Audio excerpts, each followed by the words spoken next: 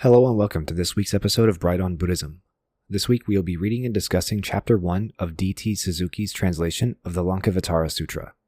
Bear with me this week because today I'm going to give a bit of a longer intro, because, unlike other sutra episodes, I would like to give an introduction to the translator as well as to the sutra itself. Daisetsu Suzuki was a very well-known Buddhist thinker and philosopher in Japan who lived from 1870 to 1966. He wrote, researched, translated, lectured, and taught in the field of Buddhist studies for most of his life, and he is credited as being the father of Zen Buddhism in the West. His work brought a lot of the texts that we read and discuss from China, Japan, Korea, Vietnam, and India to the English language scholarship, and thus he fueled the Buddhist craze that took hold of the West, particularly in the United States, in the 1960s through the 1980s. Similarly, his work also ignited a great deal of Buddhist studies scholarship concerning Zen, Pure Land, and Indian Buddhism.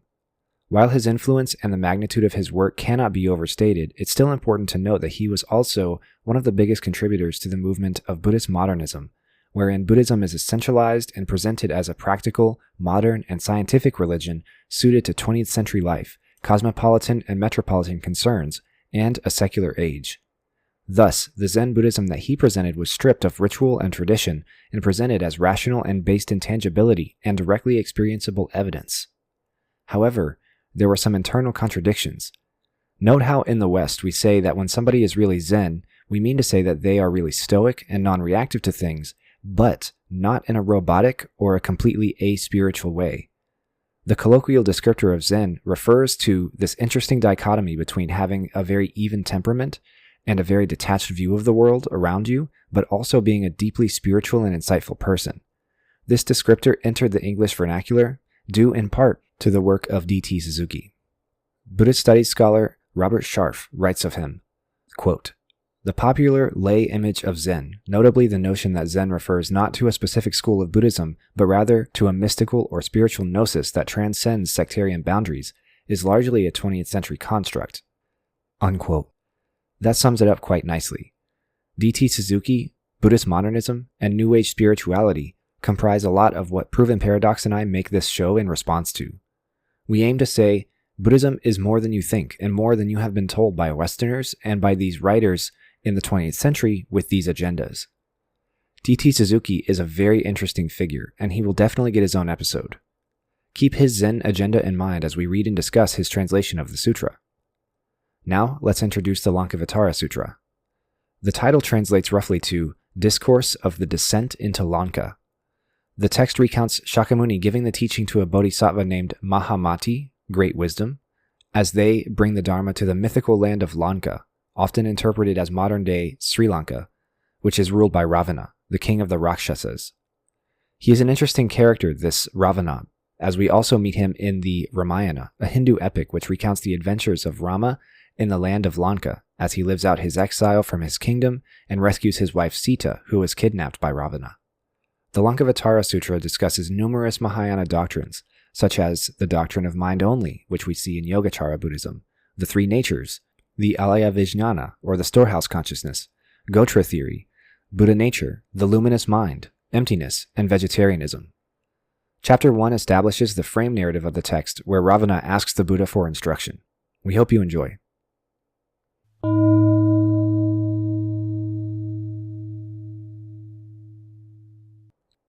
Chapter 1.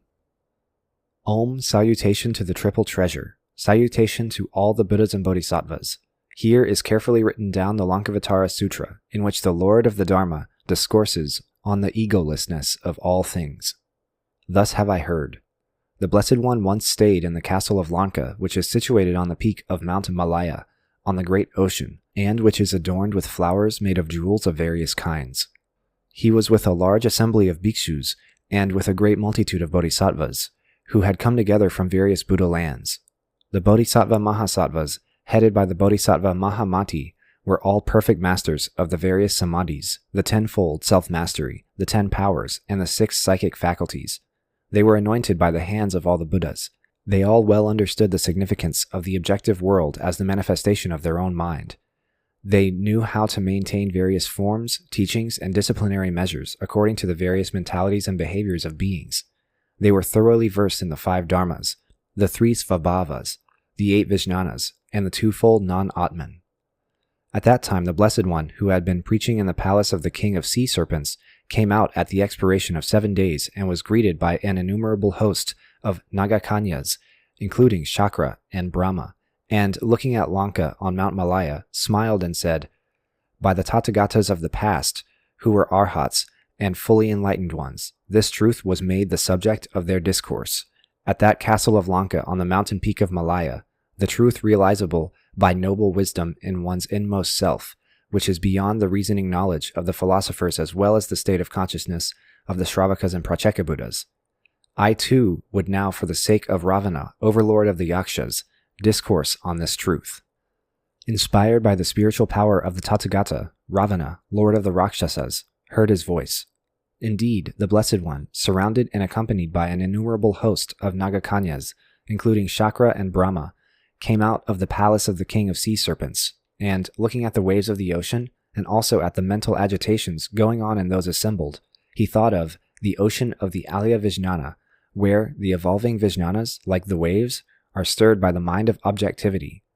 While he was standing there, thus absorbed in contemplation, Ravana saw him and uttered a joyous cry, saying, "I will go in request of the Blessed One to enter into Lanka.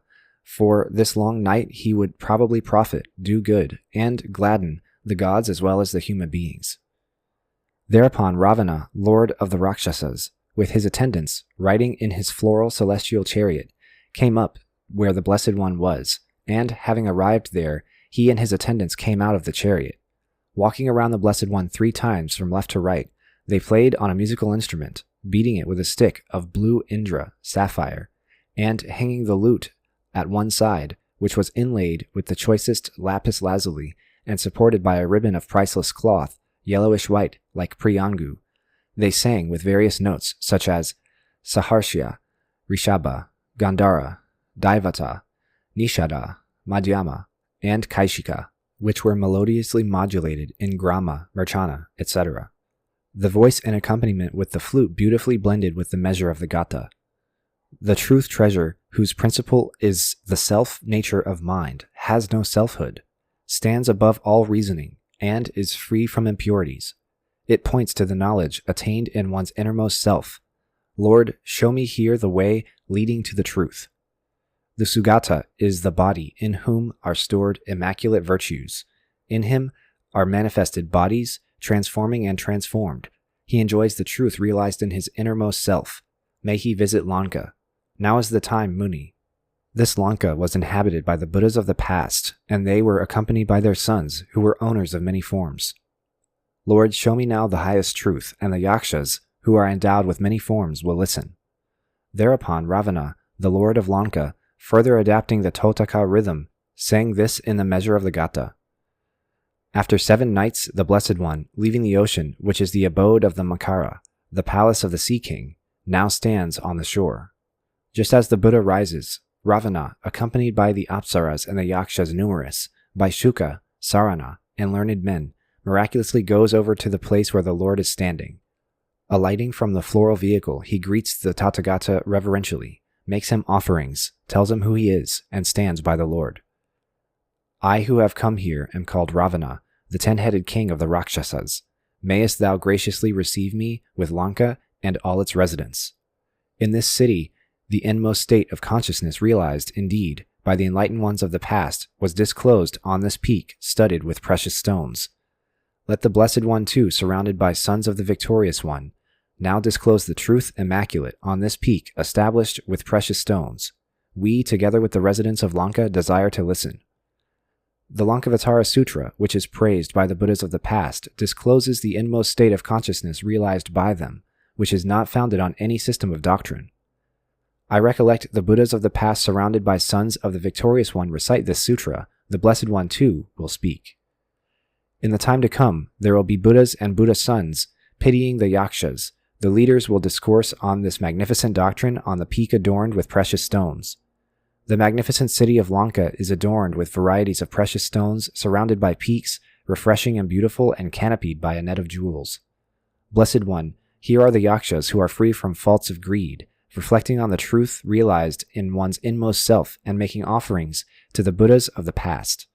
They are believers in the teaching of the Mahāyāna and intent on disciplining one another. There are younger yakshas, girls and boys, desiring to know the Mahāyāna. Come, Blessed One, who art our teacher, come to Lanka on Mount Malaya. The Rakshasas, with Kumbhakarna at their head, who are residing in the city, wish, as they are devoted to the Mahāyāna, to hear about this inmost realization. They have made offerings assiduously to the Buddhas in the past, and are today going to do the same. Come for compassion's sake to the Lanka together with thy sons. Mahamati, accept my mansion, the company of the Apsaras, necklaces of various sorts, and the delightful Ashoka garden. I will give myself up to serve the Buddhas and their sons. There is nothing with me that I do not give up for their sake. Great Muni, have compassion on me.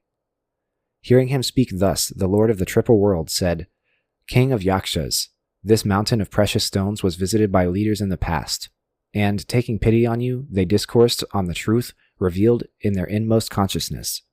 The Buddhas of the future time will proclaim the same on this jewel-adorned mountain. This inmost truth is the abode of those yogins who stand in the presence of the truth. King of the Yakshas, you have the compassion of the Sugatas and myself. The Blessed One, accepting the request of the king, remained silent and undisturbed. He now mounted the floral chariot offered by Ravana. Thus Ravana and others, wise sons of the victorious one, honored by the Apsaras, singing and dancing, reached the city. Arriving in the delightful city, the Buddha was again the recipient of honors. He was honored by the group of yakshas, including Ravana, and by the yaksha women. A net of jewels was offered to the Buddha by the younger yakshas, girls and boys, and necklaces beautifully ornamented with jewels were placed by Ravana about the neck of the Buddha and those of the sons of the Buddha. The Buddhas, together with the sons of the Buddha and the wise men, accepting the offerings, discoursed on the truth which is the state of consciousness realized in the inmost self. Honoring him as the best speaker, Ravana and the company of yakshas honored Mahamati and requested of him again and again, Thou art the asker of the Buddha concerning the state of consciousness realized in their inmost selves, of which we here, yakshas as well as the sons of the Buddha, are desirous of hearing. I, together with the yakshas, the sons of the Buddha, and the wise men, request this of thee. Thou art the most eloquent of speakers, and the most strenuous of the yogins. With faith I beg of thee. Ask the Buddha about the doctrine, O thou the proficient one. Free from the faults of the philosophers and Pratyeka Buddhas and Shravakas is the truth of the inmost consciousness, immaculate and culminating in the stage of Buddhahood. Thereupon, the Blessed One created jewel-adorned mountains and other objects magnificently embellished with jewels in an immense number. On the summit of each mountain the Buddha himself was visible, and Ravana, the yaksha, also was found standing there. Thus the entire assembly was seen on each mountain peak, and all the countries were there, and in each there was a leader. Here also was the king of the Rakshasas, and the residents of Lanka, and the Lanka created by the Buddha rivaling the real one. Other things were there too, the Ashoka with its shining woods, and on each mountain peak Mahamati was making a request of the Buddha, who discoursed for the sake of the yakshas on the truth leading to the inmost realization. On the mountain peak he delivered a complete sutra with an exquisite voice varied in hundreds of thousands of ways. After this, the teacher and the sons of the Buddha vanished away in the air, leaving Ravana, the yaksha himself, standing above in his own mansion. Thought he, how is this? What means this? And by whom was it heard? What was it that was seen? And by whom was it seen? Where is the city? And where is the Buddha? Where are those countries, those jewel-shining Buddhas, those Sugatas? Is it a dream, then? Or a vision? Or is it a castle conjured up by the Gandharvas? Or is it dust in the eye? Or a fata morgana? Or the dream child of a barren woman? Or the smoke of a fire wheel? That which I saw here. Then Ravana reflected, This is the nature as it is of all things which belongs to the realm of mind, and it is not comprehended by the ignorant, as they are confused by every form of imagination. There is neither the seer nor the seen, neither the speaker nor the spoken. The form and usage of the Buddha and his Dharma, they are nothing but discrimination. Those who see things such as they were seen before do not see the Buddha. Even when discrimination is not aroused, one does not see the Buddha. The Buddha being fully enlightened is seen where the world itself is not evolved. The Lord of Lanka was then immediately awakened from his reflection, feeling a revulsion, in his mind and realizing that the world was nothing but his own mind. He was settled in the realm of non-discrimination, was urged by the stock of his past good deeds, acquired the cleverness of understanding all the texts, obtained the faculty of seeing things as they are, was no more dependent upon others, observed things excellently with his own wisdom, gained the insight that was not of discursive reasoning, was no more dependent upon others, became a great yogin of the disciple, was able to manifest himself in all excellent forms, got thoroughly acquainted with all skillful means, had the knowledge of the characteristic aspects of every stage, by which he would surmount it skillfully, was delighted to look into the self-nature of citta, manas, manovijnana, got a view whereby he could cut himself loose from the triple continuation, had the knowledge of disposing of every argument of the philosophers on causation, thoroughly understood the Tathagata-garbha, the stage of Buddhahood, the innermost self, found himself abiding in the Buddha knowledge, when suddenly a voice was heard from the sky saying, "It is to be known by oneself." Well done, Lord of Lanka. Well done indeed, Lord of Lanka, for once more. The yogin is to discipline himself as thou doest. The Tathagatas and all things are to be viewed as they are viewed by thee. Otherwise viewed, it is nihilism. All things are to be comprehended by transcending the citta, manas, and vijnana as is done by thee. Thou shouldst look inwardly and not become attached to the letter and a superficial view of things. Thou shouldst not fall into the attainments, conceptions, experiences, views, and samadhis of the Shravakas, Pratyekabuddhas, and philosophers. Thou shouldst not have any liking for small talk and witticism. Thou shouldst not cherish the notion of self-substance, nor have any thought for the vainglory of rulership, nor dwell on any jhanas as belong to the 6 jhanas, etc. Lord of Lanka, this is the realization of the great yogins. To destroy the discourses advanced by others, to crush mischievous views in pieces, to keep themselves properly away from ego-centered notions, to cause a revulsion in the depths of the mind fittingly by means of an exquisite knowledge. Such are sons of the Buddha who walk in the way of the Mahāyāna. In order to enter upon the stage of self-realization as attained by the Tathagatas, the discipline is to be pursued by thee. Lord of Lanka, conducting thyself in this manner, let thee be further purified in the way thou hast attained. By disciplining thyself well in samadhi and samapatti, follow not the state realized and enjoyed by the Shravakas, Pratyekabuddhas, and philosophers, which rises from the imagination of those who discipline themselves according to the practices of the puerile philosophers. They cling to the individual forms of the world created by their egotistical ideas. They maintain such notions as element, quality, and substance. They cling tenaciously to views originating from ignorance. They become confused by cherishing the idea of birth where prevails emptiness. They cling to discrimination as real. They fall into the way of thinking where obtains the dualism of qualifying and qualified. Lord of Lanka, this is what leads to various excellent attainments. This is what makes one grow aware of the inmost attainment. This is the Mahāyāna realization. This will result in the acquirement of an excellent condition of existence. Lord of Lanka, by entering upon the Mahāyāna discipline, the veils of ignorance are destroyed, and one turns away from the multitudinous waves of the Vijnana, and falls not into the refuge and practices of the philosophers. Lord of Lanka, the philosophers' practice starts from their own egotistic attachments. Their ugly practice arises from adhering to dualistic views concerning the self-nature of the Vijnana. Well done, Lord of Lanka. Reflect on the significance of this as you did when seeing the Tathagata before. For this indeed is seeing the Tathagata. At that time it occurred to Ravana, I wish to see the Blessed One again, who has all the disciplinary practices at his command, who has turned away from the practices of the philosophers, who is born of the state of realization in the inmost consciousness, and who is beyond the dualism of the transformed and the transforming. He is the knowledge realized by the yogins. He is the realization attained by those who enjoy the perfect bliss of the samadhi which they gain by coming to an intuitive understanding through meditation. May I see thus again the compassionate one by means of his miraculous powers, in whom the fuel of passion and discrimination is destroyed, who is surrounded by sons of the Buddha, who has penetrated into the minds and thoughts of all beings, who moves about everywhere, who knows everything, who keeps himself away from work and form. Seeing him, may I attain what I have not yet attained, retain what I have already gained. May I conduct myself with non-discrimination, abide in the joy of samadhi and samapatti, and attain the ground where the Tathagatas walk, and in these make progress. At that moment, the Blessed One, realizing that the Lord of Lanka is to attain the Anupati Dharma Kashanti, showed his glorious compassion for the 10-headed one by making himself visible once more on the mountain peak studded with many jewels and enveloped in a network of jewels. The 10-headed king of Lanka saw the splendor again as seen before on the mountain peak. He saw the Tathagata, who was the Arhat and the fully enlightened one, with the 32 marks of excellence beautifully adorning his person, and also saw himself on each mountain peak, together with Mahamati, in front of the Tathagata, the fully enlightened one, putting forward his discourse on the realization experienced by the Tathagata in his inmost self, and surrounded by the Yakshas, conversing on the verbal teachings and stories of the Buddha. Those Buddha lands were seen with the leaders.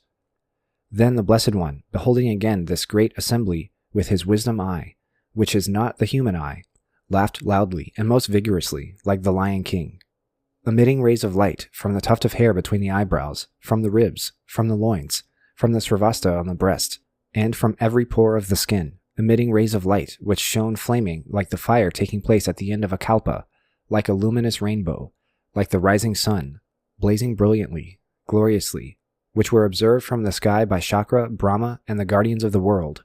The one who sat on the peak of Lanka, vying with Mount Sumeru, laughed the loudest laugh. At that time, the assembly of the Bodhisattvas, together with Shakra and Brahma, each thought within himself, "For what reason, I wonder, from what cause does the Blessed One, who is the master of all the world, after smiling first, laugh the loudest laugh? Why does he emit rays of light from his own body? Why, emitting rays of light, does he remain silent with the realization of the truth in his inmost self, and absorb deeply and showing no surprise in the bliss of samadhi, and reviewing the 10 quarters, looking around like the Lion King, and thinking only of the discipline, attainment, and performance of Ravana?" At that time, Mahamati, the Bodhisattva Mahasattva, who was previously requested by Ravana to ask the Buddha concerning his self-realization, feeling pity on him, and knowing the minds and thoughts of the assembly of the Bodhisattvas, and observing that beings to be born in the future would be confused in their minds because of their delight in the verbal teaching, because of their clinging to the letter as fully in accordance with the spirit, because of their clinging to the disciplinary powers of the Shravakas, Pratyekabuddhas, and philosophers, which might lead them to think how it were that the Tathagatas, the Blessed Ones, even in their transcendental state of consciousness, should burst out into loudest laughter. Mahamati, the Bodhisattva, asked the Buddha in order to put a stop to their inquisitiveness the following question: "For what reason, for what cause did this laughter take place?" Said the Blessed One, well done, Mahamati. Well done indeed for once more, Mahamati. Viewing the world as it is in itself and wishing to enlighten the people in the world who are fallen into a wrong view of things in the past, present, and future, thou undertakest to ask me the question. Thus should it be with the wise men who want to ask questions for both themselves and others. Ravana, Lord of Lanka, O Mahamati, asked a twofold question of the Tathagatas of the past who are Arhats and perfect Buddhas. And he wishes now to ask me, too, a twofold question, in order to have its distinction, attainment, and scope ascertained. This is what is never tasted by those who practice meditation of the Shravakas, Pratyekabuddhas, and philosophers. And the same will be asked by the question-loving 10-headed one of the Buddhas to come. Knowing that, the Blessed One said to the Lord of Lanka thus, "Ask, thou Lord of Lanka, the Tathagata has given thee permission to ask. Delay not. Whatever questions thou desirest to have answered, I will answer each of them, with judgment to the satisfaction of your heart. Keeping thy seat of thought free from false discrimination, observe well what is to be subdued at each stage. Ponder things with wisdom, seeing into the nature of the inner principle in thyself.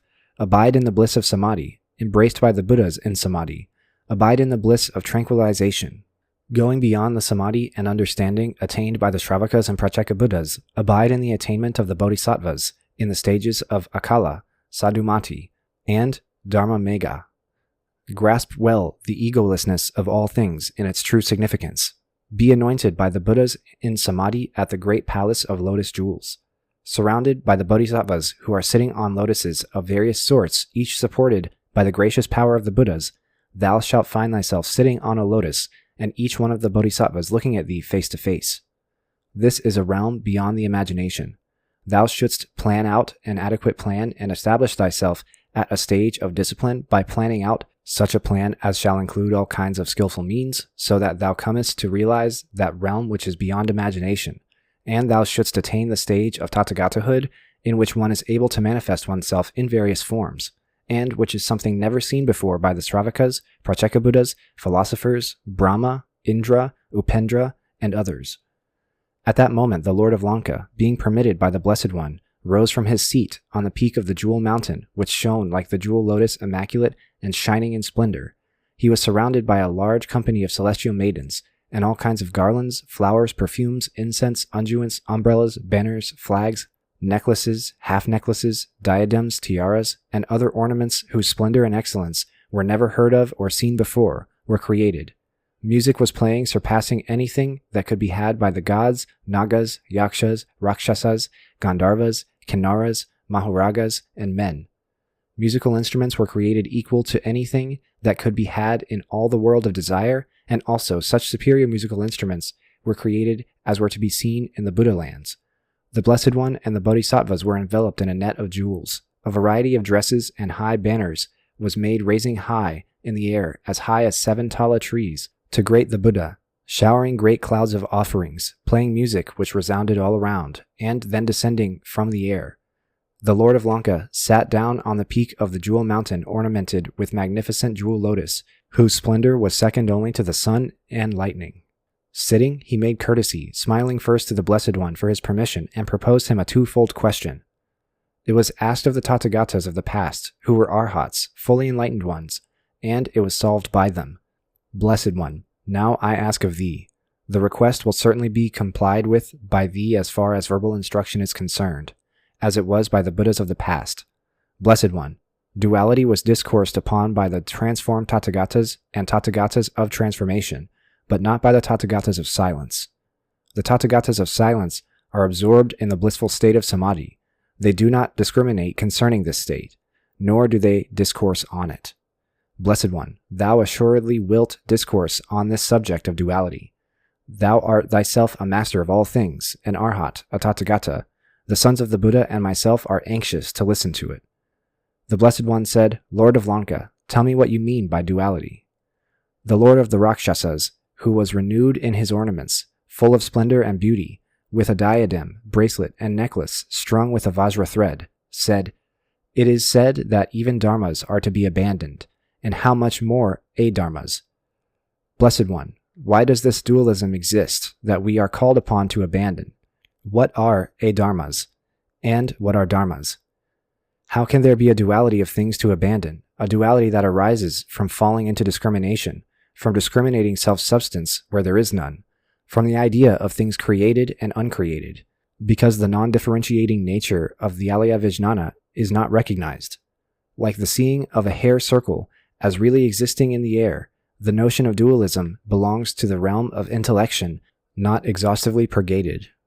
This being the case as it should be, how could there be any abandonment of dharmas and adharmas? Said the Blessed One, Lord of Lanka, seest thou not that the differentiation of things, such as is perceived in jars and other breakable objects whose nature it is to perish in time, takes place in a realm of discrimination cherished by the ignorant?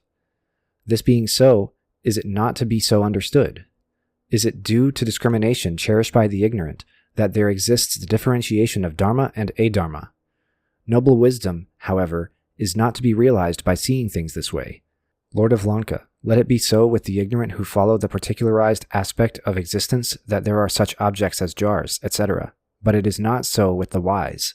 One flame of uniform nature rises up depending on houses, mansions, parks, and terraces, and burns them down, while a difference in the flames is seen according to the power of each burning material, which varies in length, magnitude, etc. This being so, why is it not to be so understood? The duality of dharma and adharma thus comes into existence. Not only is there seen a fire flame spreading out in one continuity and yet showing a variety of flames, but from one seed, Lord of Lanka, are produced, also in one continuity, stems, shoots, knots, leaves, petals, flowers, fruits, branches, all individualized. As it is with every external object from which grows a variety of objects, so also with internal objects. From ignorance there develop the skandhas, dhatus, ayatanas, with all kinds of objects accompanying, which grow out in the triple world where we have, as we see, happiness, form, speech, and behavior, each differentiating infinitely. The oneness of the Vijnana is grasped variously according to the evolution of an objective world. Thus there are seen things inferior, superior, and middling, things defiled and free from defilement, things good and bad. Not only, Lord of Lanka, is there such a difference of conditions in things generally, there is also seen a variety of realizations attained innerly by each yogin as he treads the path of discipline which constitutes his practice. How much more difference in Dharma and Adharma do we not see in a world of particulars which is evolved by discrimination? Indeed, we do. Lord of Lanka, the differentiation of Dharma and Adharma comes from discrimination. Lord of Lanka, what are Dharmas? That is, they are discriminated by the discriminations cherished by the philosophers, Sravakas, Pratyekabuddhas, and ignorant people. They think that the Dharmas, headed by quality and substance, are produced by causes. These are the notions to be abandoned. Such are not to be regarded as real because they are appearances. It comes from one's clinging to appearances that the manifestations of his own mind are regarded as reality. Such things as jars, etc., are products of discrimination, conceived by the ignorant. They exist not. Their substances are not attainable. The viewing of things from this viewpoint is known as their abandonment. What then are adharmas? Lord of Lanka, dharmas are unattainable as to their selfhood. They are not appearances born of discrimination. They are above causality. There is in them no such dualistic happening as is seen as reality and non-reality. This is known as the abandoning of dharmas. What again is meant by the unattainability of dharmas? That is, it is like horns of a hare, or an ass, or a camel, or a horse, or a child conceived by a barren woman. They are dharmas, the nature of which is unattainable. They are not to be thought of as real because they are appearances. They are only talked about in popular parlance if they have any sense at all. They are not to be adhered to as in the case of jars, etc. As these unrealities are to be abandoned as not comprehensible by the mind, so are things of discrimination also to be abandoned. This is called the abandoning of dharmas and adharmas. Lord of Lanka, your question as to the way of abandoning dharmas and adharmas is hereby answered. Lord of Lanka, thou sayest again that thou hast asked this question of the Tathagatas of the past, who were arhats and fully enlightened ones, and that it was solved by them. Lord of Lanka, that which is spoken of as the past belongs to discrimination. As the past is thus a discriminated idea, even so are the ideas of the future and the present. Because of reality, the Tathagatas do not discriminate. They go beyond discrimination and futile reasoning.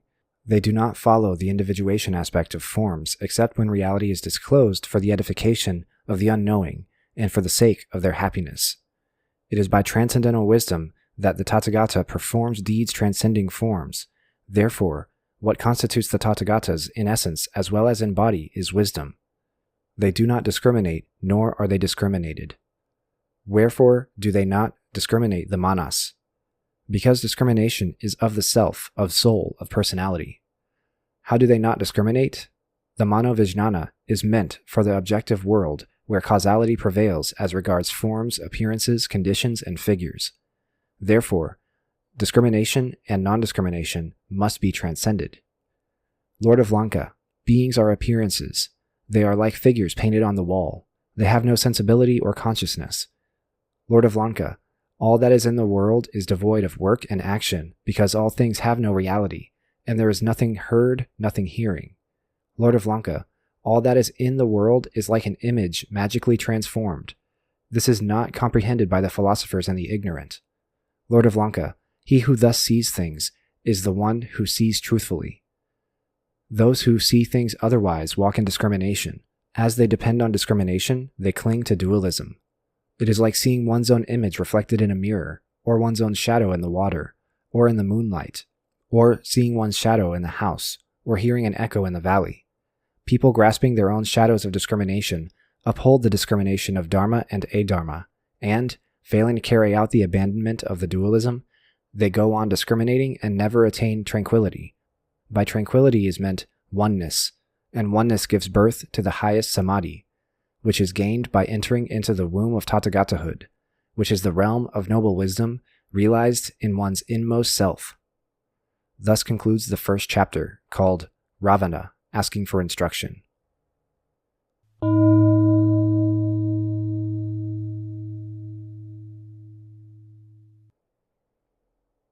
So, that was Chapter 1 of the Laṅkāvatāra Sūtra, translated into English by DT Suzuki. Docs, what do you think?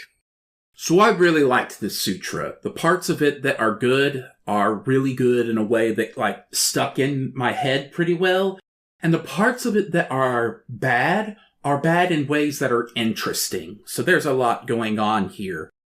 So first, let's talk about the translator. So last time we spent a moment talking about the translator of the text we were reading. It was for Thomas Cleary, and we spent the entire time basically dunking on him for things that made his translation questionable.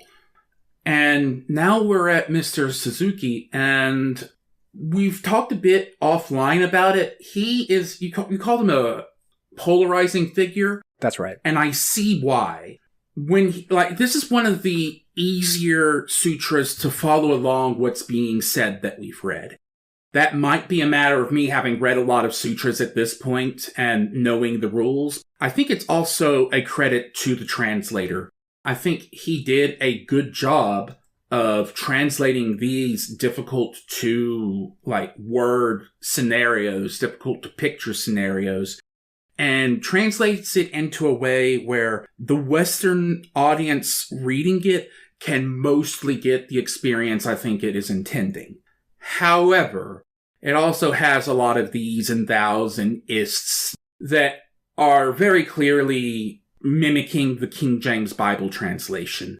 Having seen other sutra translations enough, it's also clear to me that this guy has an agenda to sell Buddhism to Christians by making his translations read a bit like the Bible.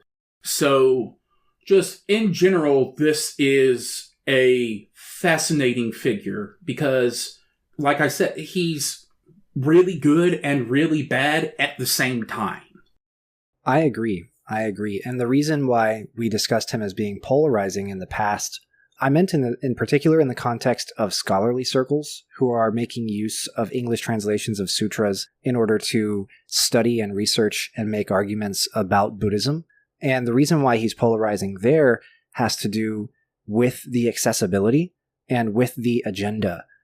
So it may seem like academia is sort of against or contradictory to accessibility in a lot of cases, and that is true in some cases, but I think that he has been critiqued for being overly simplistic and reductionist in his presentation of the Buddhist path, and he's also been critiqued as being biased in favor of Zen traditions, which he's from, and biased in this way that you mentioned before of presenting Buddhism so that it could be sold to Westerners with all the trimmings and dressings of Christianity and the Bible. And so he's polarizing in that the content that is there is sometimes lost in that agenda and in the presentation of things. And typically in academia, whenever you're reading these things, you want to see all that stuff. You want to hear all that stuff. You want to experience all that stuff. And translations of all kinds are bad, but this is regarded as being particularly problematic because of those reasons. It makes sense, but it also makes sense to me why he's become so influential. Accessibility is important, and this is one of the most accessible sutras we've read on the show, I think. I agree. And even if he is simplistic and accessible sometimes, he still has a third or half of the page dedicated to footnotes, which continues to explain stuff and provide more context and more information, and even engages with the text that he's looking at to translate. And so that's fine. I think that he's good for what he's good for. I have never used his translations whenever I've been writing papers for grad school or doing any research, primarily because I'll now go to original language stuff when and where I can, but also just because he's kind of a hot potato and you don't want to be caught with the hot potato. Right. But otherwise, I think that it's fine. I don't see any issues with this text that are enough to make me write his translation off entirely. There are problems with it, but not enough to write it off entirely. And those problems, there are also merits as well. So, right. Anything else we want to talk about on the translator, or shall we move on to the text itself? Let's get into the text itself. Okay, so I don't want to linger on this because we've talked about it in other episodes ad nauseum at this point, but we do see some Theravada sniping going on and some Mahāyāna hyping going on. But it is not in a way that is particularly noteworthy, at least in this text. So I think we can kind of point it out and just move on. Yeah, this is a Mahāyāna text, and it does that. And that's all that we need to say there. So let's go into some of the proper nouns that are used in this that are either not translated or translated into an English word that makes me suspect that we're losing something, like you said before. So first off, I see we're in the realm of sea serpents. Those are nagas? That's right. Okay. I also saw the word Nagakanyas in here. I did an image search of Nagakanya Buddhism and ended up with a bunch of really cool statues, but I'm curious what the significance of those are. Nagakanyas are these highly revered Buddhist Nagas. So they're like Naga monastics or like Naga kings, like philosopher kings. They're kind of interesting because they're really highly enlightened and they're really revered by other Nagas, but they're also like warriors sometimes or rulers sometimes. So you might think of them like the Naga equivalent of a Chakravartin king. Right. That makes sense. Yeah, somebody who could be a great ruler or could be a great teacher, or both. Okay, makes sense. And it also makes sense why there are so many cool statues of that. Yeah, all right. So at one point in this sutra, we have a discussion of what appears to be music notes. So the direct quote is, sang with various notes, such as Saharsha, Rishabha. I could go on with a bunch of other words that I have a difficult time pronouncing. This looks like it's trying to be some kind of musical notation, but I'm not sure about that. So I'm actually pretty sure that those are... So for sure, I think that Gandhara is a language. Gandhara is the region where the Buddha is from. And so I think that that's actually speaking to different dialects or different, maybe you could say like clan adaptations of different verses and songs. So I think that that's actually not musical notation as much as it is speaking to the content of what was being sung. I see. So like they're singing songs from these places. I believe so. Okay. That's something where a footnote needs to be in the translation for readers, because as is, that is a bunch of names that I have no connection to. Exactly, yeah. And I could be wrong about that, but because of the inclusion of Gandhara and Madhyama, those two read to me as dialects of the languages that are being spoken. Okay, so different accents, perhaps. That works. Mm-hmm. So finally, there are some non-Buddhist terms in the sutra that I suspect means something specific in the original language. So first off, I see capital L leaders being mentioned in this text. There are also wise men and philosophers. I'm curious what the original context for those words would mean. Yeah, so the capital L leaders are going to be kings or people who are members of the Brahmin class in the caste system. And then wise men are going to be people who have renounced and are teachers and thinkers. And philosophers are going to be people who have not renounced but still make arguments and stake claims about dharma, about karma, about emptiness, about all these different things. And in particular, in Buddhism, philosophers are thought to be problematic individuals because they haven't done any of the work like meditation or acts of compassion or asceticism or monasticism, but they are making claims about stuff that are, in Buddhism's view, unsubstantiated. And so all three of these groups are, in different contexts, not going to be spoken of in a good light in this sutra because they are all people who think they know stuff, but they don't know anything in relation to what the Buddha knows. Right, all of the philosophers' ideas would be self-originating and therefore marked by all the things that make our senses and thoughts unreliable, and therefore from the Buddhist perspective, what a philosopher is saying is probably BS. So yeah, that makes sense. Okay. And then a couple of small translation notes that I want to talk about, and then we'll finally actually get into the sutra. So, I see capital T truth coming up. I'm presuming that is capital D dharma. Yes, he wanted to avoid use of dharma because the Bible avoids use of, whatever the equivalent is. It says truth when it presents doctrine. And so he wanted the sutra to say truth when it presents doctrine. For what it's worth, I think that's not an awful translation, but it's another one that's marked by the agenda. That's unfortunate. And I suspect the next one is also marked by that agenda. I see a lot of Buddhas and their sons. So instead of sons, I'm guessing these are monks or devotees, or are these actual offspring? It's actually regarded as being all the monks, right, because when you become a monk, you're part of the clan of the Buddha, the family of the Buddha. Now, let me ask you this, because I don't know. In the Bible, are Jesus' disciples called his sons? I don't know. It's been a long time since I've read the Bible, and I don't remember the precise wordings on that kind of thing. I do know that it is very common in at least certain parts of Christianity for clergy, or high-ranking clergy at least, to be called father. Ah, yes. So again, when I saw that, I was like, okay, this is Suzuki changing things again to make it sound more like Christianity.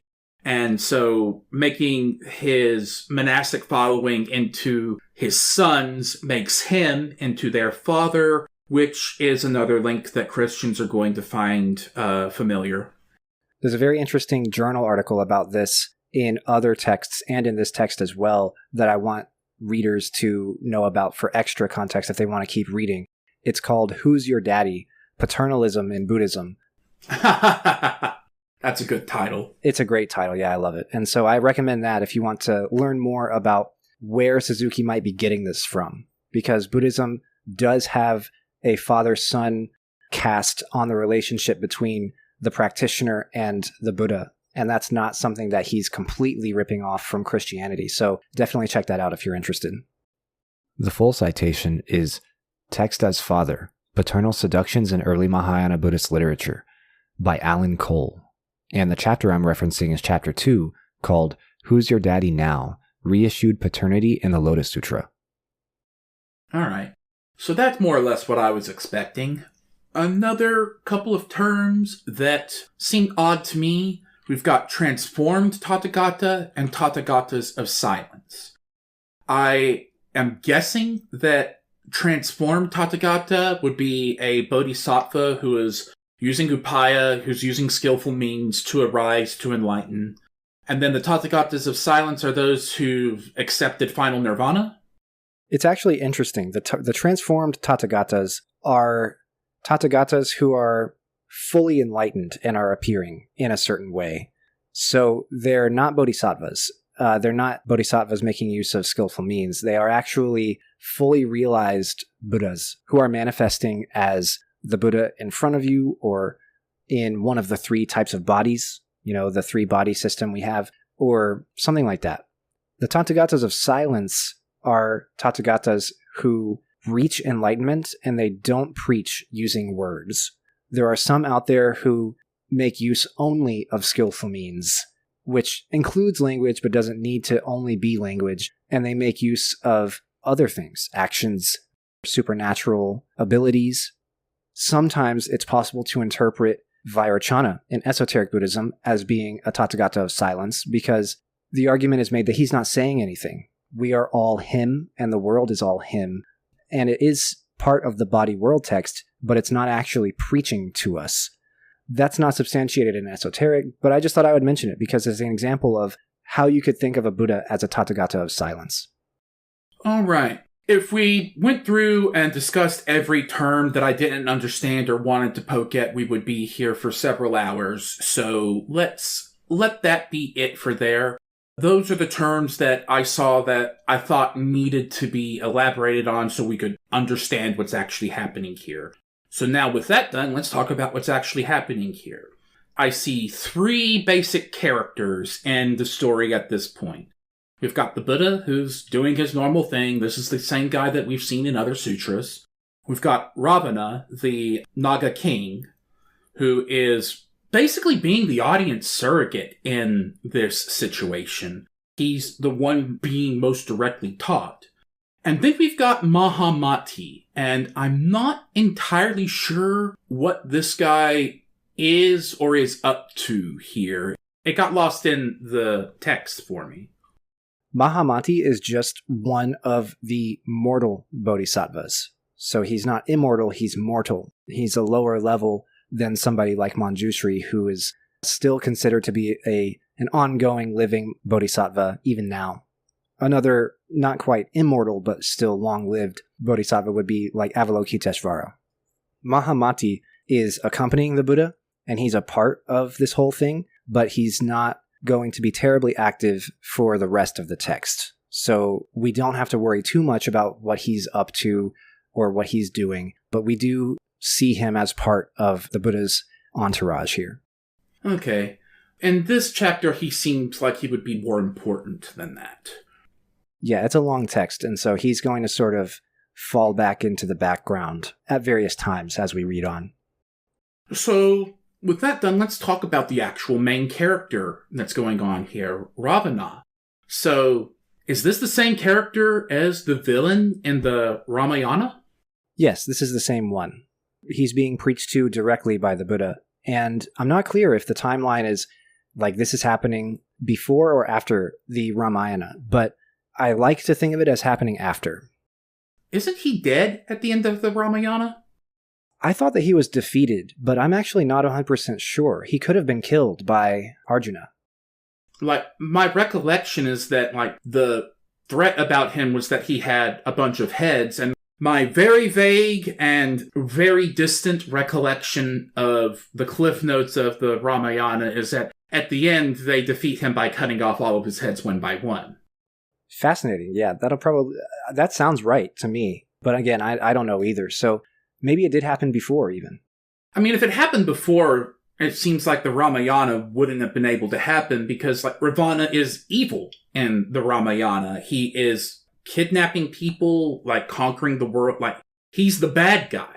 And it seems like he wouldn't be able to be the bad guy after this conversation with the Buddha.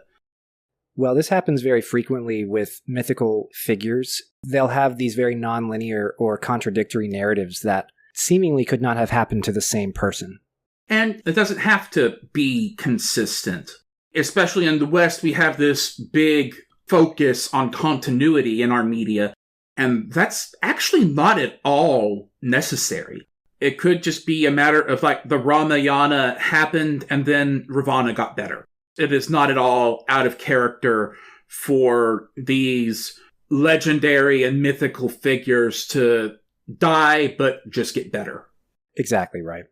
The continuity doesn't have to matter. It's more the doctrinal and symbolic load that this is taking on. This is Buddhism taking a major villain from a Brahmanical/Hindu story and redeeming them through Buddhism. That is a huge symbolic statement.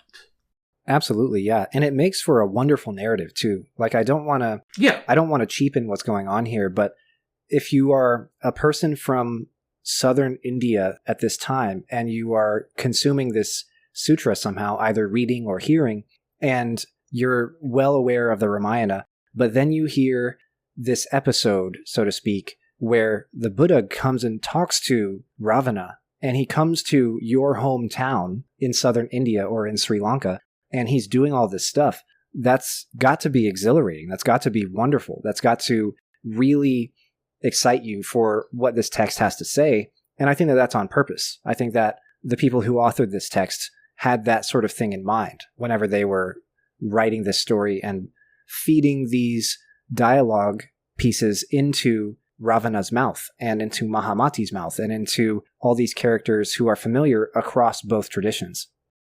Yeah, that was definitely an intentional choice. And aside from the potential objections from Hindus, which I don't know anything enough to even speculate on that side, as far as the symbolic intention, they succeeded. Absolutely. Like I said, I really enjoyed this sutra, and a lot of it is because of how Ravana is depicted here.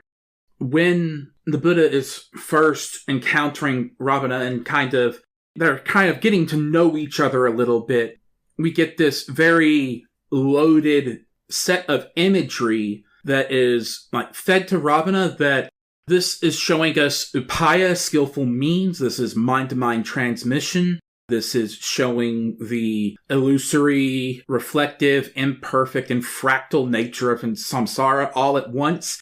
And it's doing it by focusing on the person who's being enlightened very closely. The nested images of the Buddha speaking to Ravana on the jeweled mountaintop, that repeating image that's hyper pointed and focused at Ravana. Yes. This is something that is only going to be effective on Ravana, but it is also the only thing that's going to be effective on Ravana. It's hyper-focused, hyper-personalized what's happening here. Yeah, it's a narrative way of demonstrating skillful means in a specific fashion that up to this point we actually hadn't seen, because the Lotus Sutra comes after this text. And the Lotus Sutra is where we get tons and tons of that skillful means context and explanation. There's a whole chapter in there about it. But this sort of puts it into a show, don't tell sort of context, where the Buddha is showing how to appeal to a greedy villain such as Ravana in a way that actually works. So Ravana's post-image realization, he goes through all of the things he's thinking, like he's saying it out loud in a way that it's kind of a Shakespearean feeling of it, where we've got a character loudly and detailed account of their inner monologue that allows us to see the effect on this in a way that I think is really effective. Somebody who does not understand well what we're talking about when we're saying skillful means, upaya, mind-to-mind transmission, that kind of thing, we can point them to this and be like, here's what we're talking about. This is a full demonstration of exactly that. Is that post-image set of realizations, since we did the episode recently, is this a moment of suchness? Sort of, yes. Suchness is going to be interesting and complicated in this text, and so I want to hold off a lot of our discussion of it until we get to the end, but I will say that anytime that he's having a realization, anytime that he is reflecting on something and then getting further along somehow, you should immediately be thinking that he is incrementally understanding suchness better. So this is getting closer to suchness. Sort of, yeah. So one line that Ravana was talking about that sticks out to me, the quote is from Ravana, "This is the nature as it is of all things, which belong to the realm of the mind, and it is not comprehended by the ignorant as they are confused by every form of imagination." So that's an interesting turn of phrase, confused by every form of imagination. This is something that I relate to from a realm of mental illness. I don't want to get into huge details about it, but I have a diagnosis with schizo in the name. I have experienced the medical term is psychosis for it in a while, and that is actually what I would describe psychosis as being confused by your own imagination. In my case, I was imagining things so vividly that I forgot it was me imagining something. And I think that's kind of a hyperbolic version of what's going on here. And it is something that you can see looking at other people. We imagine something and then think that is the truth. So much of the way the world works is a matter of convention that somebody just imagined and then everybody decided was true. Like money. If I open my wallet and pull out a dollar bill, like that is a piece of green paper, and yet I can exchange it for food. That is a matter of imagination, and I think that's what Ravana is getting here. I agree. And we're going to see that this mind-only thesis that we see in Yogācāra Buddhism is going to be super central to this text as we go along. And Ravana is going to continue to experience and understand that even more deeply as it progresses. So this realization that you pointed to, this realization that all things which belong to the realm of the mind, this is their nature. When he says this is their nature, that's when we should think that he is pointing towards suchness, if not experiencing it in some incremental or even complete fashion. And when he says it belongs to the realm of mind, he's not necessarily saying that all things are imaginary, but he is saying that all things that we perceive are going to be of a nature of cognition rather than of any sort of real, permanent, substantial nature. And the reason they have this nature of cognition is because our entire experience is only cognition. We have senses, and then we have cognition of those senses, and nothing else. That means, according to Yogācāra, according to this mind-only thesis, according to Ravana here, all things are of a nature of mind, and this is not comprehended by people because they're confused by their imagination that things are permanent, things are real, things are substantial, things are out there. And because they are out there and not in here meaning, my mind, that means that they are not of a cognition or a cognitive nature. But Yogācāra Buddhism pushes back against that claim, against that duality, because that's a self-originating and self-replicating way of thinking about the world. It's an I-thou or self-other distinction being applied to the world. Yogācāra simply says that doesn't exist. All things belong to the realm of mind. If that is the case, then you have to access suchness as a means of doing away with that which is imaginary, that which is karmically bad, that which is counterintuitive to the path of enlightenment, and you have to rely on and move back to and center yourself in the things that are more conducive, more productive to the path, the things that give you an experience or lead you to an experience of suchness. And so he has had this realization that things like money and things like clothes and things like gender binaries and things like society and convention and what have you, these things are all imaginary.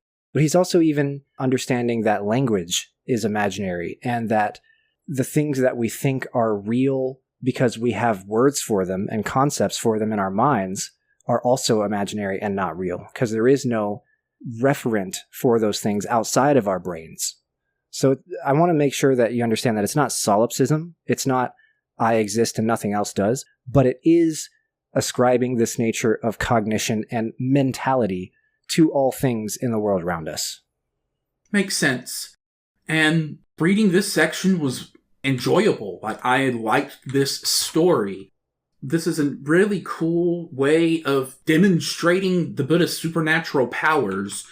Like, there's a lot of power behind it and a very clear implication of more that could be there. But this is also a relatively light touch when you consider what the potential is behind that touch.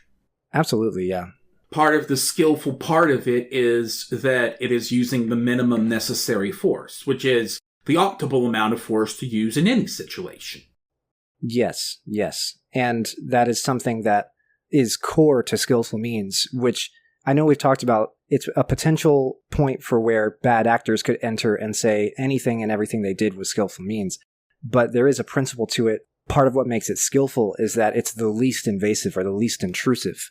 A very skillful surgeon has to make a very small and very minimally invasive incision, whereas a non-skillful surgeon is like a butcher. It's the same case here. So potential for bad actors, yes, but also there's this understanding that if you are forcing it, it's kind of like you're doing it wrong. Right. Part of why it is skillful is because it is also near effortless. Exactly.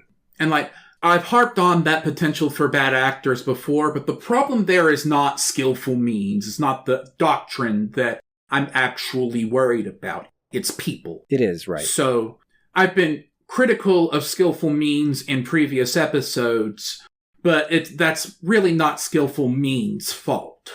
Exactly, right. It's because people interpret and people have to live this stuff, and people are people. So after this demonstration of skillful means, prompted by Mahamati, Ravana goes in for a second series of questions.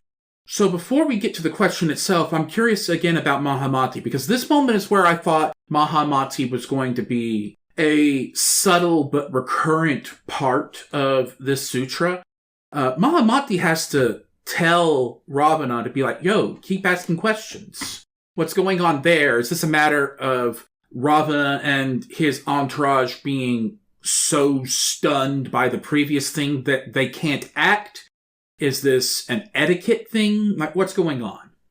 So I think that we've seen a lot before how people will continue to have questions or uncertainties, and then a bodhisattva in the text will be written as knowing or perceiving that that was happening, and then on behalf of that person, they will either prompt the Buddha to keep preaching, or they'll prompt that person to ask the question.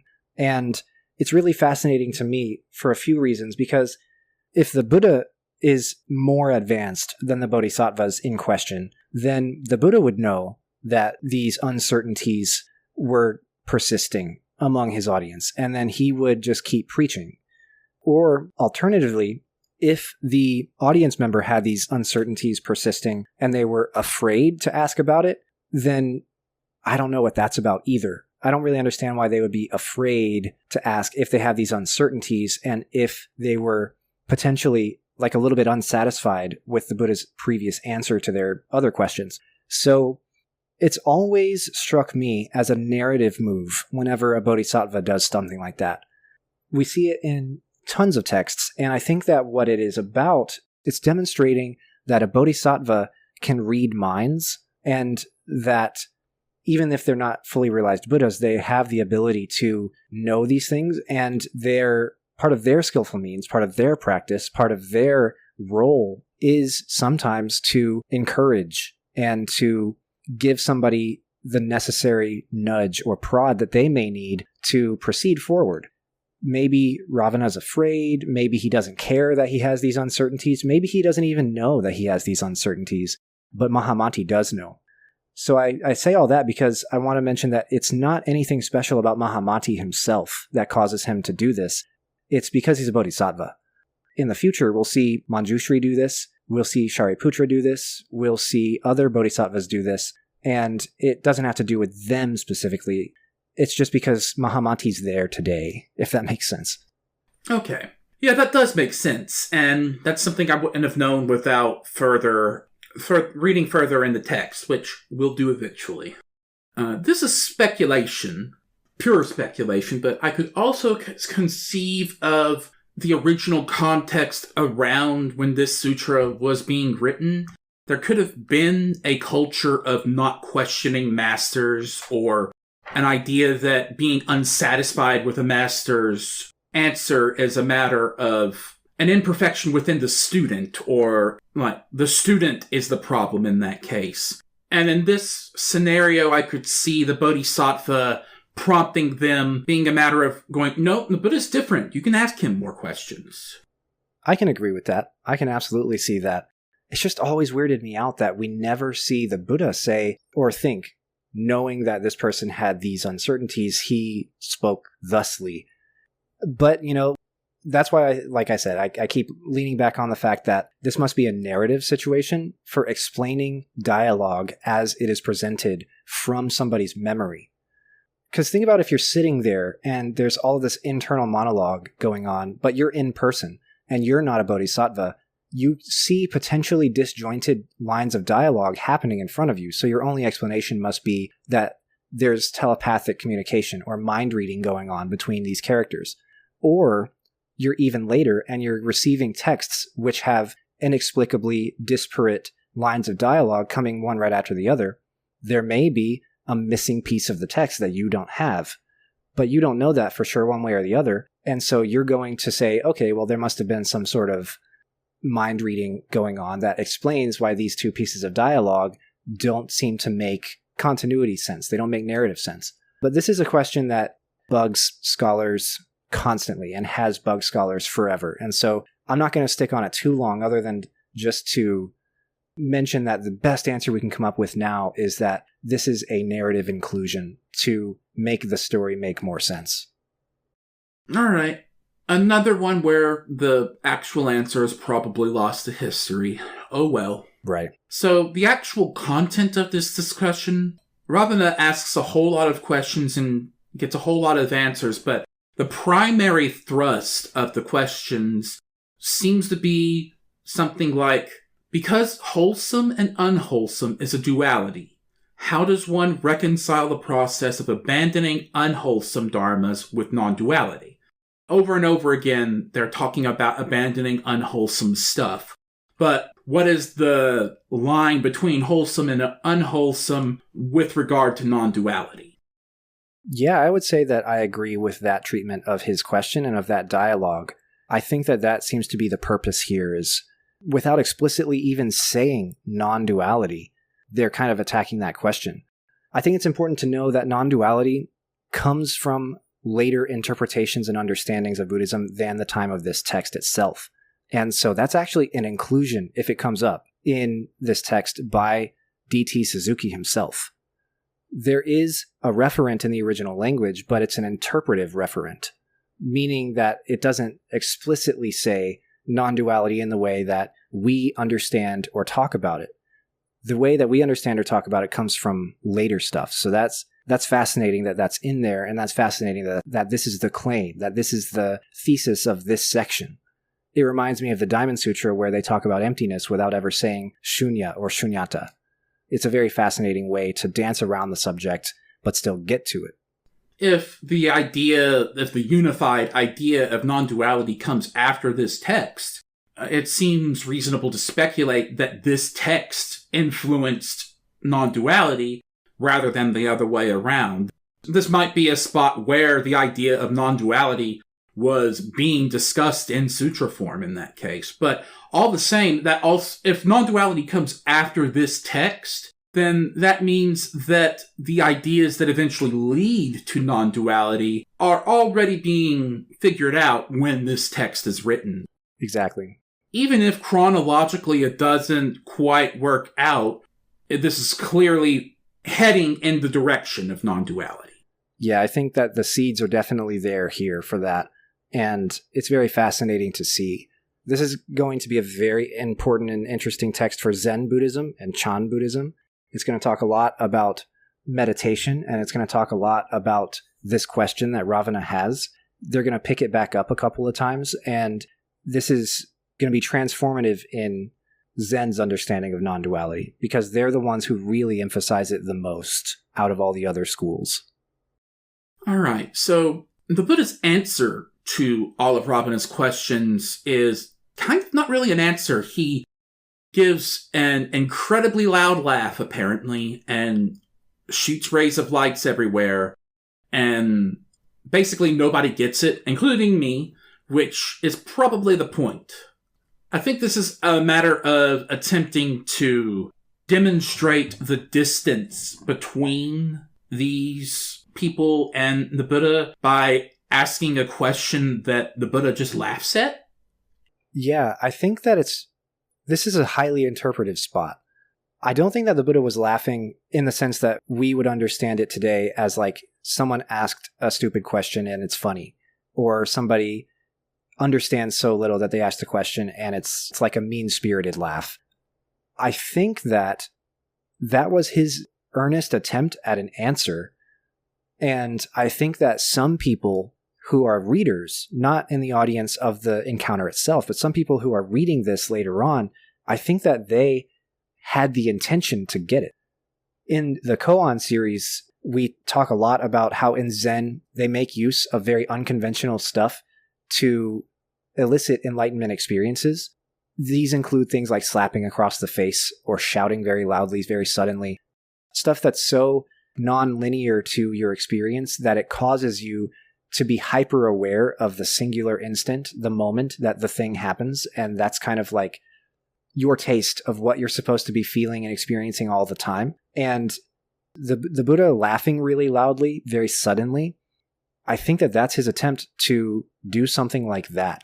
In response to Ravana asking, how do you reconcile the path of enlightenment and this avoiding unwholesomeness and seeking wholesomeness with the idea of non-duality, the Buddha says, I'll show you. Here's my answer. And he just laughs. He just sort of enjoys the moment. He just sort of demonstrates himself experiencing doing that in real time. But it doesn't really get the message across. Ravana doesn't get it. Nobody else in the audience gets it.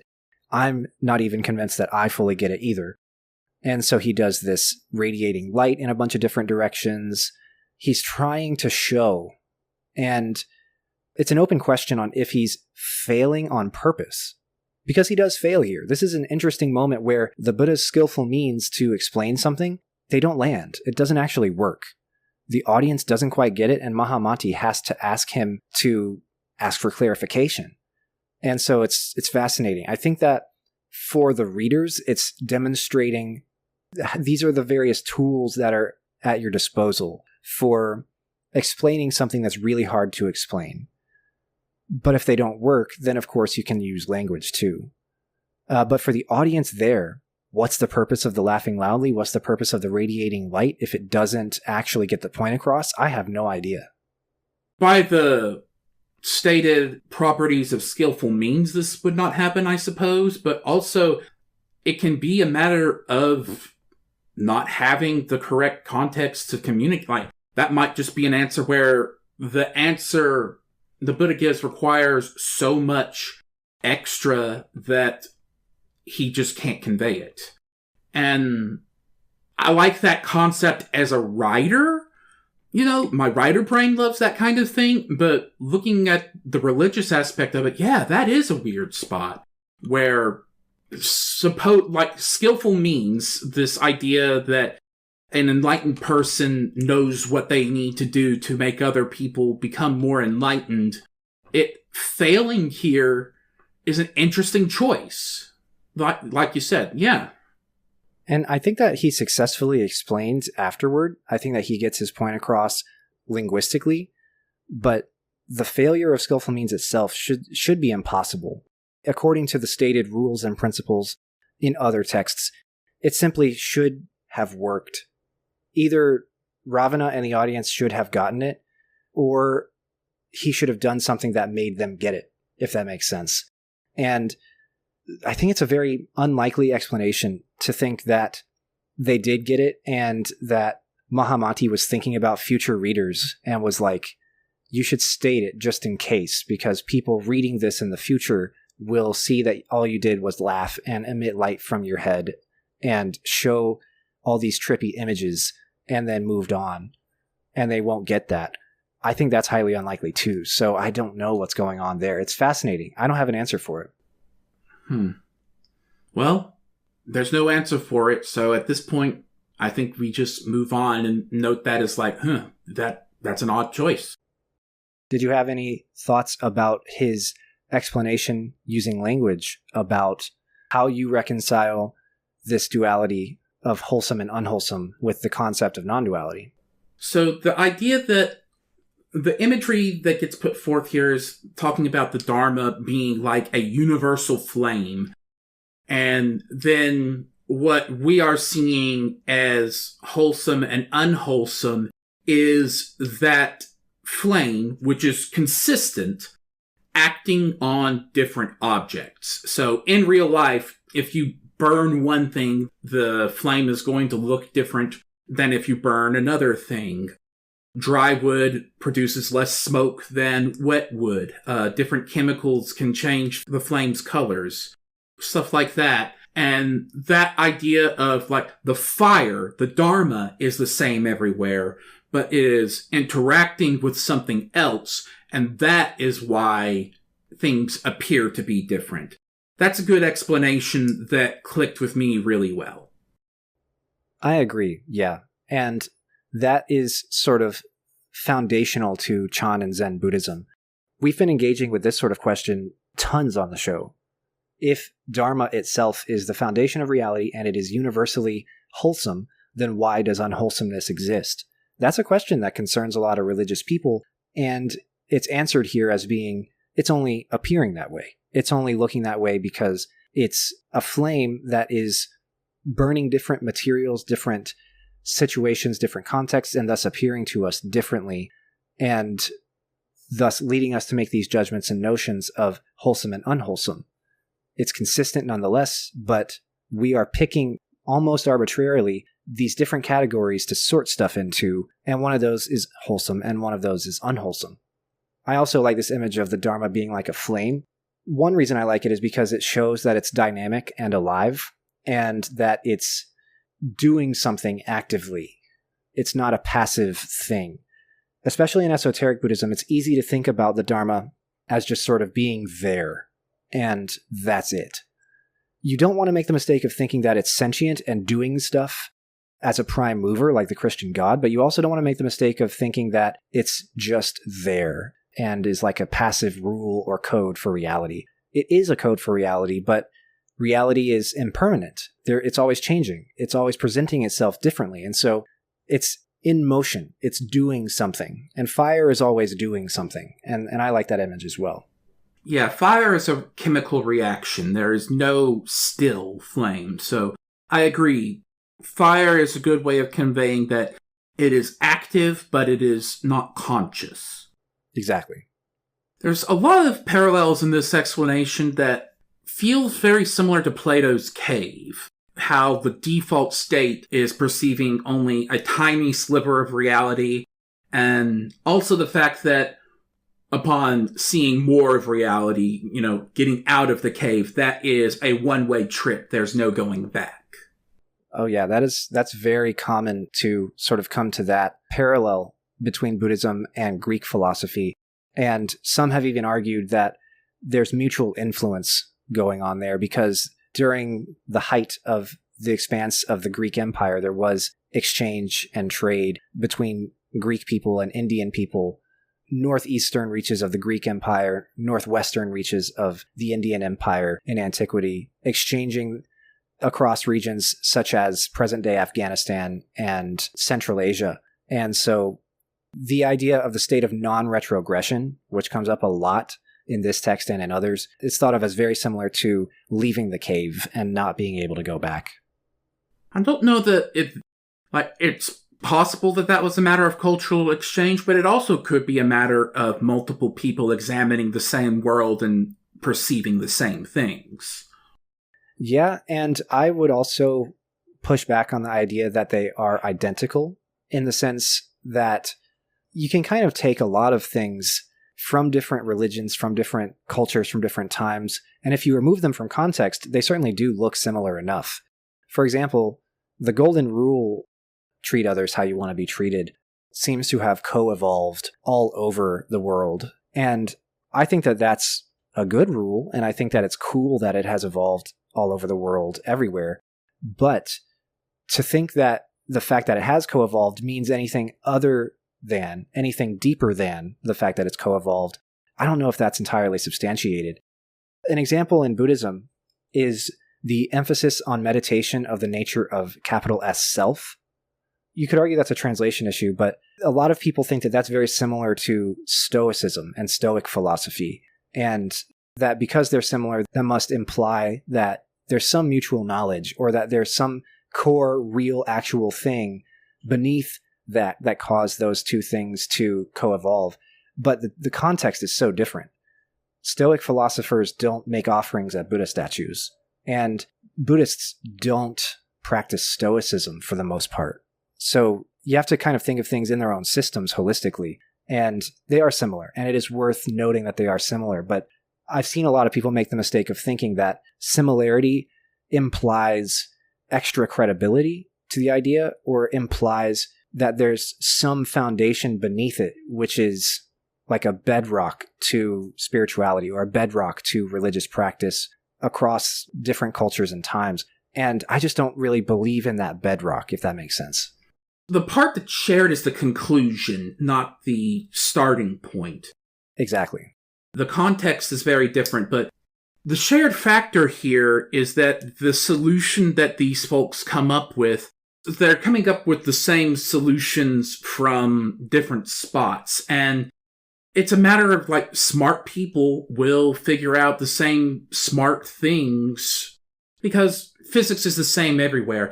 It's like how, we've badmouthed ancient aliens ideas on the show before. It's like how a lot of ancient aliens people think that because there are pyramids in multiple places in the world being built in similar-ish time frames, that, like, aliens spread the idea of pyramids around the world. And, like, no, the reason that there are pyramids around the world is because pyramids are a very stable structure that are not complicated to build relative to other stable structures. Engineers came up with the same solution because that solution is useful.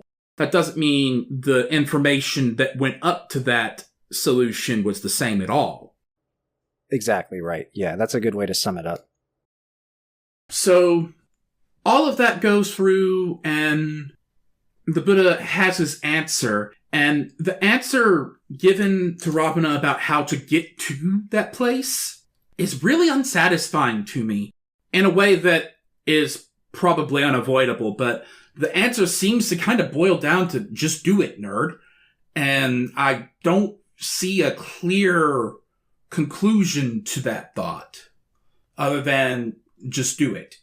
We will get more information about this answer and more context for this answer and more explanation for this answer, because the questions that Ravana has in this section, they won't go all the way away. These things set the theme for the rest of the text, and I think that anything that's unsatisfactory now, we should check back on later to see if it's been covered in greater detail and greater depth.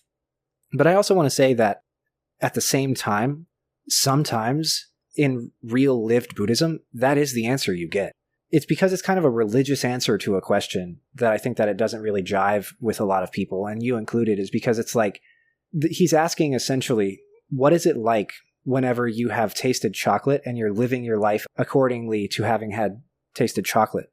And the way that the Buddha answers that question is like, well, just eat chocolate.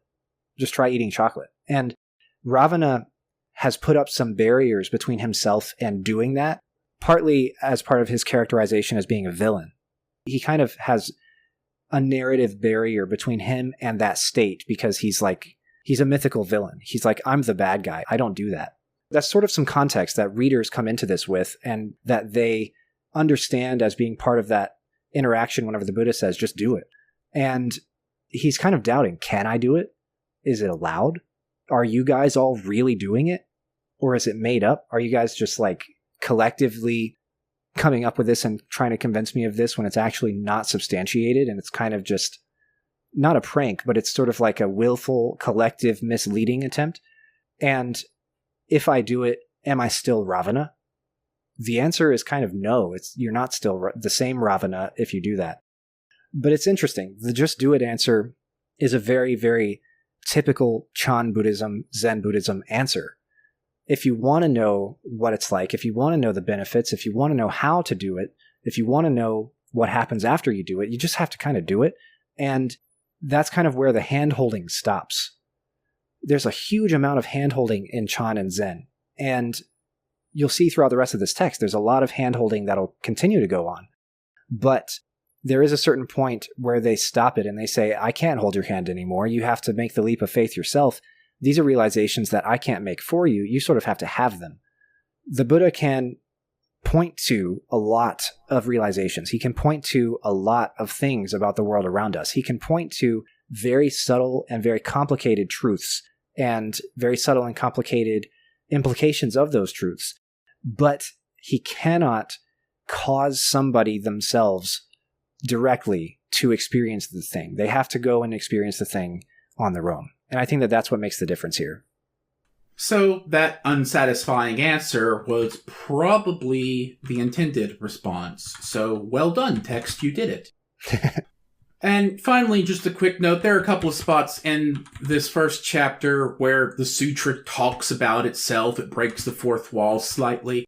And it's cool to see ancient writers doing that trick as well. When it's done well, that kind of meta messing around with things is really fun to me. And when it's done poorly, it's usually amusing, at least. So just as a writer trying to get better at my craft, it's cool to see ancient writers using some of the same tricks I like to use. I like it too, yeah. It's a very common narrative thing we always see Mahāyāna sutras do. They always talk about the teaching they have and the thing they do, and how you should carry that teaching on and keep doing the thing that the sutra says that it does, and so on. And it is a very fun, self-legitimating trick that the text does, both narratively and doctrinally. And it's so commonplace in Mahāyāna texts that sometimes, even now, I just glaze over it. It's not central to what I do, but I do like it. But I just kind of am like, yeah, and here's the part where the text says it's the highest and most subtle teaching, and that it should be carried on, and that it should be copied and recited and praised and worshipped at an altar and stuff like that. That stuff, my eyes just sort of glaze over at this point because it happens all the time.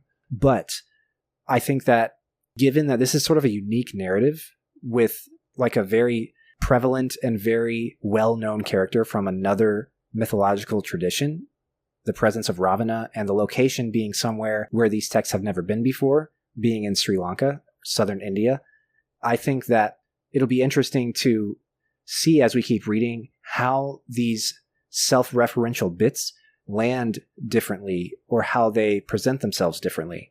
And then the other layer, of course, is DT Suzuki, how he presents these self-referential bits and how he presents these references to teachings where it's ambiguous if you're actually getting the teaching or not. It's very interesting to see stuff like that. And so I'm excited to keep going. I think this is a very popular and very widely read and recited and studied sutra, and for good reason. So I'm excited to continue on. As am I. Is there anything you want to get on the recording that I missed? Nope, that takes care of it for me. All right. In that case, I think we've got an episode. So we'll be going into Chapter 2 and future chapters in the near future. I'm certainly looking forward to it. This is one of my favorite sutras that we've done on the show so far. And yeah, this is going to be fun. Thank you all for listening, and we will see you for Chapter 2 of the Laṅkāvatāra Sutra, translated by DT Suzuki. Thank you for listening. Hi, Nick here. I just wanted to give a big thanks to Tanner, our first patron on Patreon. Just a reminder, if you would like to join him, you can find us at patreon.com/brightonbuddhism, all one word. Thank you very much for backing us, and we hope you enjoy the show. My name is Nick Bright, scholar of East Asian religions and the voice of Hearer. And I'm Docs, editor, question asker, producer, and voice of Hermit. And this has been Bright on Buddhism. Thank you for listening. If you like our podcast, or if you have a question you'd like for us to discuss, we'd love to hear from you. Please consider leaving a comment, a review, or subscribing, or joining us on social media. Email us at bright.on.buddhism@gmail.com, or find us on Patreon at patreon.com/brightonbuddhism. As always, citations and resources for this episode can be found in the show notes. Thank you.